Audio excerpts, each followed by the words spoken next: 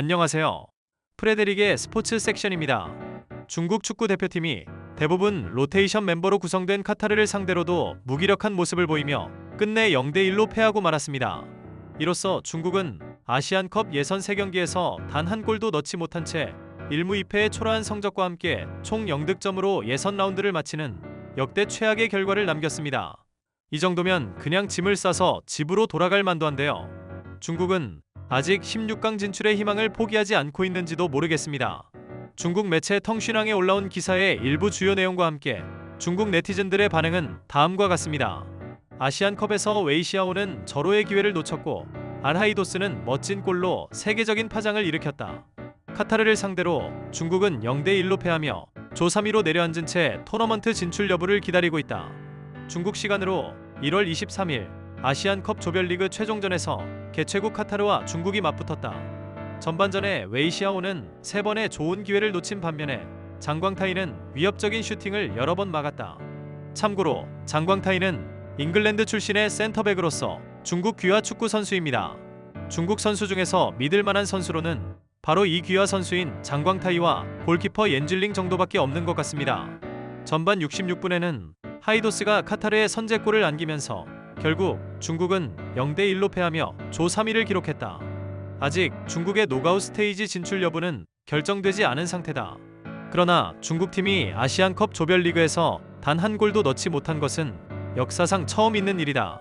전반 66분 상황에서는 카타르의 교체 선수 2명이 서로 협력하여 골을 만들었는데 아피프가 페널티 지역 앞쪽에 서 있는 하이도스를 향해 코너킥으로 크로스를 올리자 하이도스가 그 볼을 다이렉트 슈팅으로 연결하며 월드클래스 골을 만들었고 마침내 카타르는 교착 상태를 깨고 1대0으로 승리했다. 이번 아시안컵에서 유력한 우승 후보 중의 하나로 저는 카타르를 꼽고 싶은데요. 카타르는 개최국이라는 어드밴티지를 갖고 있을 뿐만 아니라 일명 카타르의 살라라고 불리는 아크람 아피프의 경기력이 절대적으로 좋은 상태입니다. 이 선수는 헤어스타일은 물론 빠른 발과 플레이 스타일 또한 리버풀의 살라와 유사한 점이 많고 드리블과 패스뿐만 아니라 킥과 골 결정력까지 뛰어나다는 장점이 있습니다. 그런데 왜 살라처럼 월드클래스가 되지 못했냐고요? 그건 저도 잘 모르겠습니다.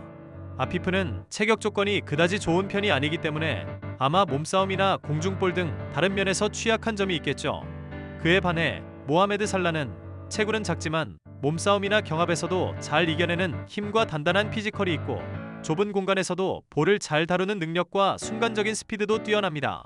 한편 카타르 팀은 아피프 외에도 선수들 간 패스웍이 좋고 조직력이 안정되어 있기 때문에 아시안컵 예선 3경기 모두 무실점을 기록했습니다.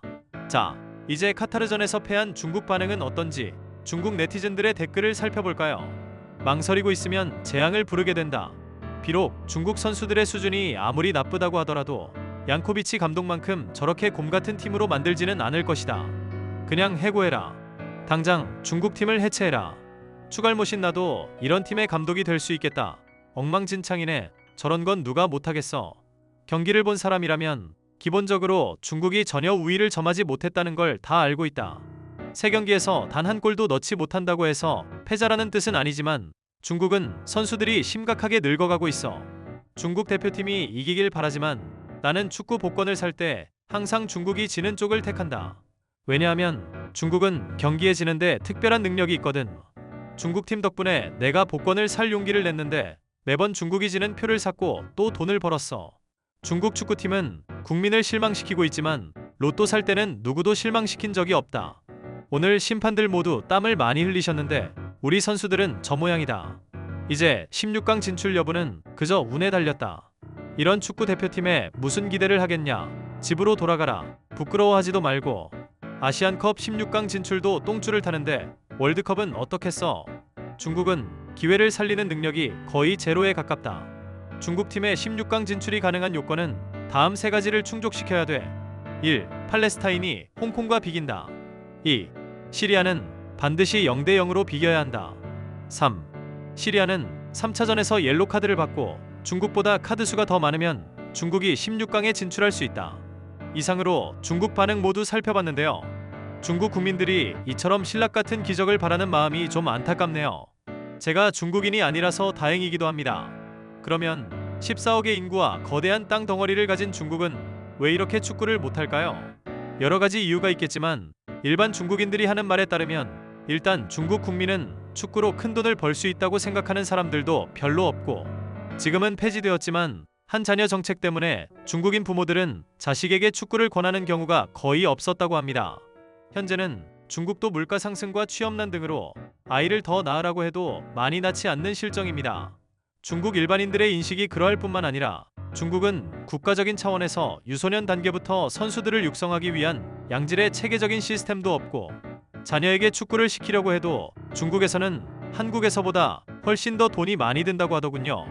게다가 자기 아이를 경기에 출전시키거나 잘 키워달라는 명목으로 부모가 뒷돈을 주는 관례도 있다고 합니다.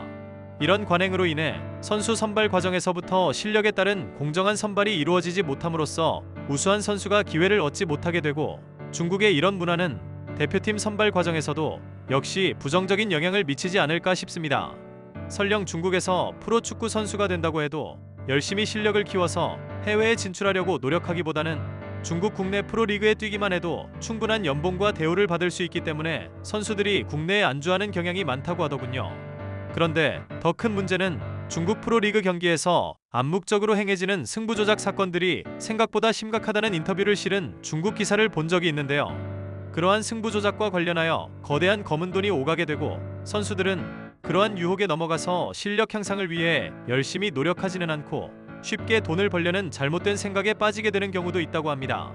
물론 그러한 이야기가 어디까지 사실인지는 모두 밝혀진 것이 아니기 때문에 단정지을 수는 없지만, 제가 아는 중국인 지인은 일반인인데도 그러한 이야기를 하는 것을 보면 실제 중국 축구계 내에서는 훨씬 더 심각한 문제가 있을지도 모르겠습니다. 또한 중국은 중국 특유의 전통적인 관시 문화가 사회 전반적으로 널리 남아있기 때문에 선수 선발에 있어서도 선수의 실력보다는 인맥을 통하여 선출하는 경우도 많을 것이고, 게다가 중국은 예로부터 중화 사상, 즉 중국이 세계의 중심이라고 믿고 있어서 외래어나 외래 문화조차 받아들이거나 도입하는 사례도 별로 없습니다.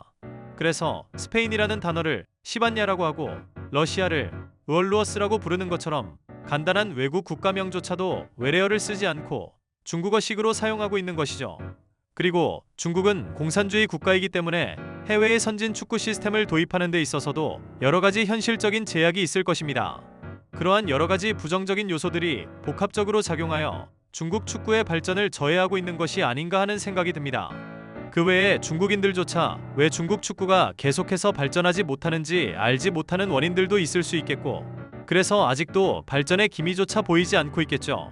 중국 대표팀 선수들은 이미 나이가 들었는데 세대 교체를 위한 노력조차 보이지 않는 것만 봐도 그렇지 않을까요? 오늘은 중국 반응을 통하여 해외 축구 소식을 전해드렸고, 여러 가지 관련된 이야기도 함께 나누어 보았습니다. 지금까지 프레데릭의 스포츠 섹션이었습니다. 감사합니다.